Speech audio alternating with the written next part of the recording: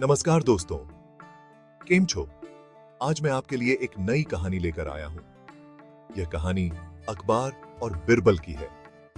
यह कहानी हमें बहुत कुछ सिखाती है, तो तैयार हो जाइए कहानी सुनने के लिए। एक दिन बादशाह अकबर सोच में पड़ गए। उन्होंने दरबार में एक सवाल पूछा, खुदा में क्या फर्क है?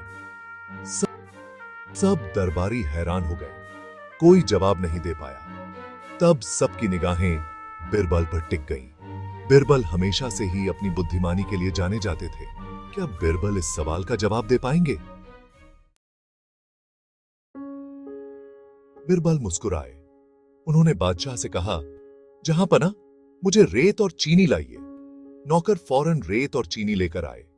बिरबल ने दोनों को अलग अलग थालियों में रख दिया। फिर उन्होंने पूछा, क्या कोई इन दोनों में फर्क बता सकता है?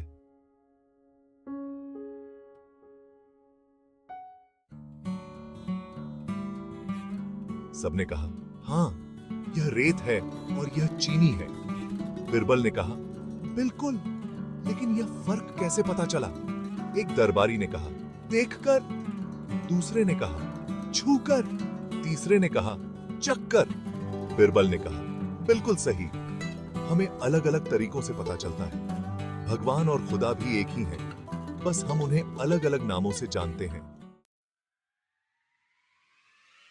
बादशाह अकबर बिरबल की बात समझ गए। उन्होंने बिरबल की प्रशंसा की। सब दरबारी भी तालियां बजाने लगे।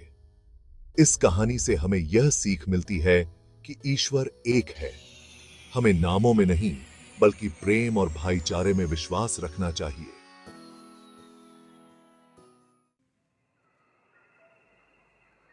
दोस्तों, कहानी कैसी लगी? आशा करता हूं आपको पसंद आई होगी। मुझे यकीन है कि आप इस कहानी से कुछ ना कुछ सीख जरूर लेंगे। मिलते हैं अगली बार एक नई कहानी के साथ। धन्यवाद।